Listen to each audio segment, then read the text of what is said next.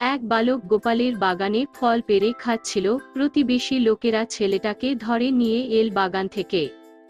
যথাসময়ে ছেলেটাকে গোপালের কাছে ধরে নিয়ে এসে হাজির করল। ছেলেটার বিচার করবার জন্য গোপালকে বলল। দৈবক্রমে সেই সময় মহারাজ কৃষ্ণচন্দ্র আর প্রিয়বয়স্য গোপালের বাড়িতে উপস্থিত ছিলেন।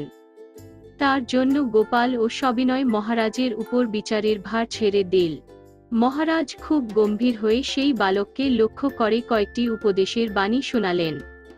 চুরি করা ভীষণ দোষ, কারো কোন জিনিস চুরি করা উচিত নয়। যে কোন লোক চুরি করলে ভীষণ শাস্তি পেতে হয়। এরূপ অনেক কিছু কথা বলার পর মহারাজ সেই বালককে জিজ্ঞাসা করলেন, আচ্ছা, তোমার যদি একটা বাগান থাকতো আর সেই বাগানে ঢুকে তোমার মতো কোন ছেলে যদি ফল চুরি করত, তখন তুমি তাকে কি করতে? তোমার মুখেই শুনতে চাই, বলতো দেখি। বালক বিনীত হয়ে নম্রভাবে বলল, মহারাজ, প্রথমবার আর কি করব?